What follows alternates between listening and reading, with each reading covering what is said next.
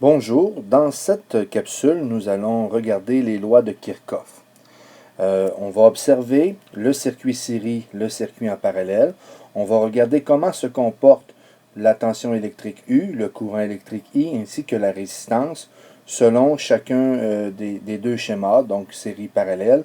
Et nous allons en conclure à les deux lois de Kirchhoff.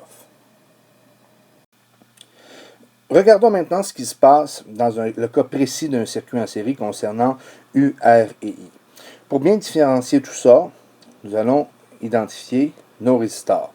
Le résistor 1, nous allons l'appeler R1 et le deuxième résistor, nous allons l'appeler R2. Donc, le courant électrique qui va passer dans R1, nous allons l'appeler I1 et le courant électrique qui va passer dans R2, nous l'appelons I2. La tension électrique aux bornes du premier résistor, nous l'appelons U1. Et la tension électrique aux bornes du second résistor, nous l'appelons U2. La tension électrique aux bornes de la source, nous l'appelons US. Et le courant électrique qui sort de la source, nous l'appelons IS. S pour source, bien sûr. Maintenant, regardons ce qui se passe.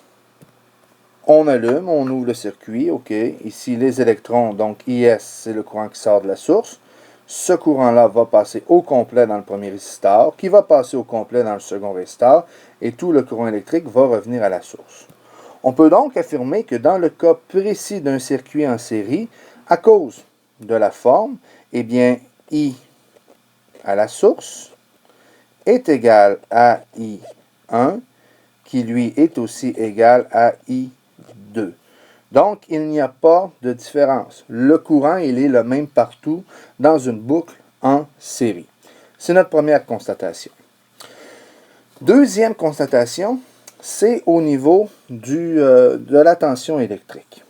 Ici, j'ai US. US mesure la différence de potentiel entre le départ et l'arrivée.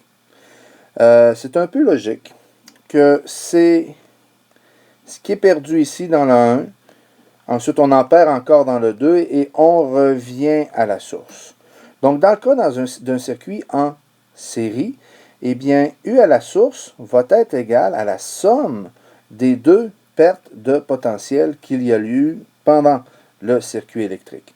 C'est comme si un peu j'avais un premier lac avec une chute, un deuxième lac avec une chute et un troisième lac. Ici, je pourrais mesurer la hauteur de la première chute. Je pourrais aussi mesurer la hauteur de la seconde chute. Donc, la première chute pourrait être R1, la deuxième chute pourrait être R2. Mais si je voulais avoir la différence de hauteur entre le départ et l'arrivée, ben, ce serait la somme de ces deux hauteurs-là. Donc, on peut dire que dans le cas d'un circuit en série, U à la source est égal à U1 plus U2. Pour les résistances maintenant, bien, la résistance, il faut amener un nouveau concept, c'est le concept de la résistance équivalente. Qu'est-ce que la résistance équivalente? La résistance équivalente, c'est la résistance vue par la source. Donc, la source ne sait jamais est-ce qu'il y a 2, 3, 4, 5 ou 6 résistors de connectés à elle. Elle va toujours faire l'approximation qu'il y en a un. Et comment se fait-elle pour se baser sur la valeur de la résistance de cette résistance équivalente-là? Eh bien, ce qui est connu, c'est qu'elle sait qu'elle débite un courant électrique et qu'elle a une source. Donc, si on applique la loi d'Ohm, on va obtenir la chose suivante. La résistance équivalente, c'est la résistance vue par la source. Donc, c'est égal à US sur IS. Donc, maintenant que j'ai US sur IS, ça serait un bon moyen de trouver la résistance équivalente. Donc, si une source, je ne sais pas, a 100 volts et que le courant qui sort de cette source-là est de 5 ampères, eh bien, en faisant le calcul, je pourrais évaluer que la résistance équivalente de mon circuit, ça serait de 100 volts divisé par 5 ampères, donc 20 ohms. Mais dans un circuit en série, on peut aller un peu plus loin. On peut développer ici la résistance équivalente. On vient de dire que c'est égal à US sur IS. Qu'est-ce qu'il y a de particulier? Ben, nous sommes dans un circuit en série. Donc, qu'est-ce que je peux dire à propos de US dans le cas que nous avons? C'est U1 plus U2. Et qu'est-ce que je peux dire dans le cas de IS? Ben, que ce soit IS, I1 ou I2, c'est toute la même chose. Donc, je peux juste marquer I sans indice parce que c'est toujours la même affaire. Si on continue de développer, je vais trouver que c'est égal à U1 sur I plus U2 sur I. Eh bien, U1 divisé par I1, ça me donne R1. Donc, je peux dire que c'est égal ici à R1. Et la même chose ici, U2 divisé par I, ben, U, c'est la tension aux bornes du deuxième résisteur, divisé par le courant qui le traverse, eh bien, ça me donne R2. On trouve donc quelque chose de bien intéressant. Dans le cas d'un circuit en série, bien, la résistance équivalente est égale à la somme de toutes les résistances. Observons maintenant un circuit en parallèle. Donc, même chose, j'ai une source ici, branchée à un premier résisteur que j'appelle R1 et branchée à un deuxième résisteur que j'appelle R2. Ces deux résisteurs-là sont connectés en parallèle avec la source. Donc, on va identifier toutes les mêmes choses qu'on a pu faire dans le circuit en série. Le courant ici qui passe dans le premier résisteur, donc c'est I1. Et le courant qui passe ici dans le deuxième résisteur, c'est le courant I2. La tension électrique aux bornes du premier résisteur, nous l'appelons U1. Et la tension électrique aux bornes du second résisteur, nous l'appelons U2. Le courant qui sort de la source, nous l'appelons IS. Et la tension électrique aux bornes de la source, nous l'appelons US. Allons-y. Regardons le courant électrique. Le courant électrique sort ici de la source, arrive à ce qu'on appelle un nœud. Deux chemins s'offrent à lui. Donc, le courant électrique, ici, va donc se séparer en deux. Donc, la première constatation que l'on peut donner à partir d'un circuit en série, c'est que, c'est contrairement au circuit, on parle du circuit en parallèle, on parle bien du circuit en parallèle. Donc, ce que l'on peut dire, première constatation dans le cas d'un circuit en parallèle, I à la source est égal à la somme des courants. Donc, ici, I1 plus I2. Donc, le courant va se séparer dans ce cas-là en deux. S'il y avait un troisième chemin, le courant se séparerait en trois. Donc, première constatation, dans le cas d'un circuit en parallèle, eh bien, les courants s'additionnent.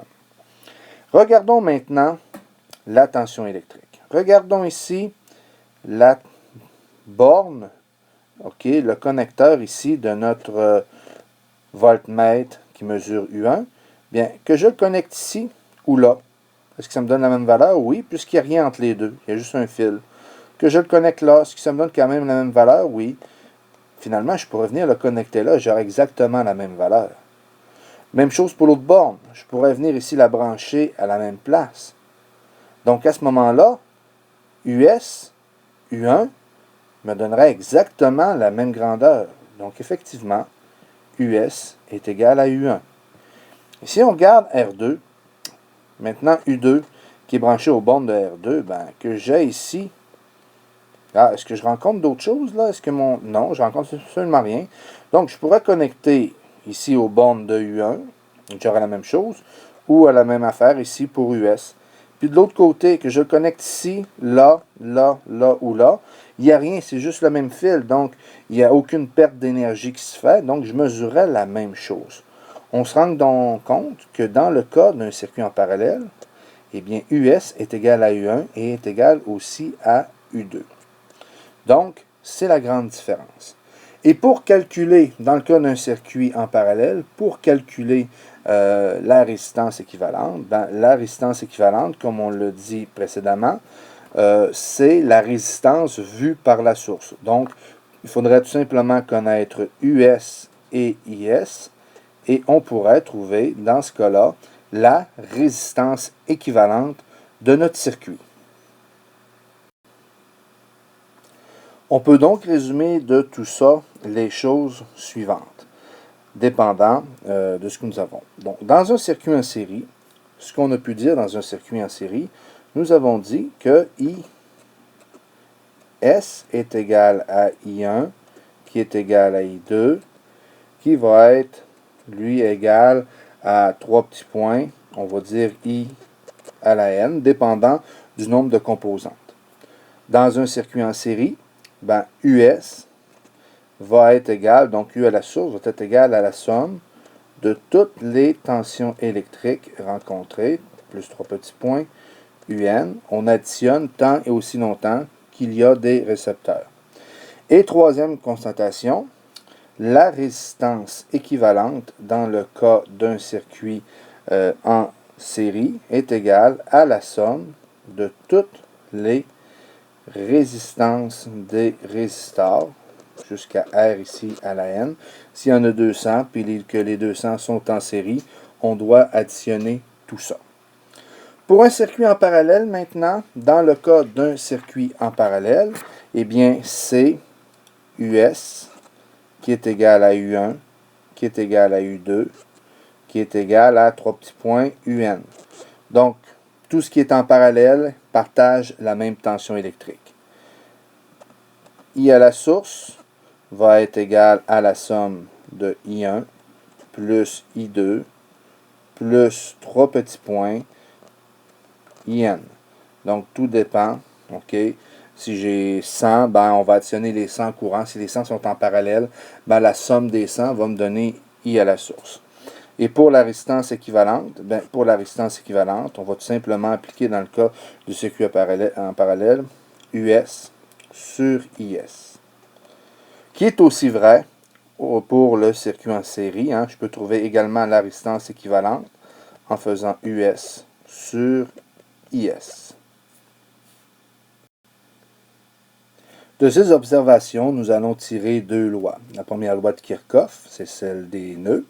C'est que si j'ai deux fils qui arrivent en un nœud et qu'il y en a, prenons par exemple ici 3 qui partent. Donc si j'ai I1 qui arrive dans le nœud, I2 arrive dans le nœud, I3 quitte le nœud, I4 quitte le nœud et I5 quitte le nœud.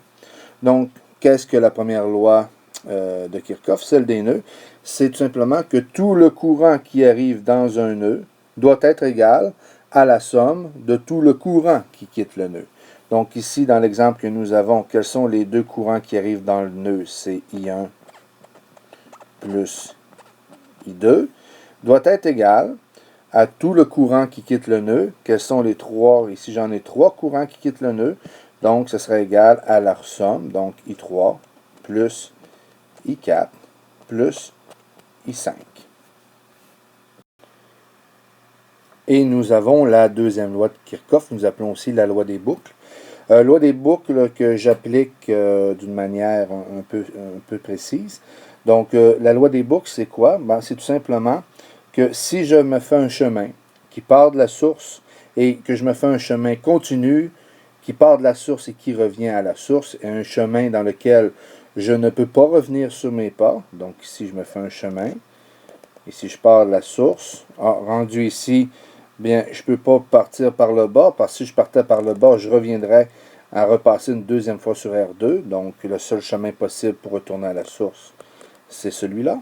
Donc dans ce cas-là, US serait égal à la somme de toutes les tensions rencontrées. Donc j'ai rencontré R1, donc ce serait égal ici à U1, plus j'ai rencontré R2, U2.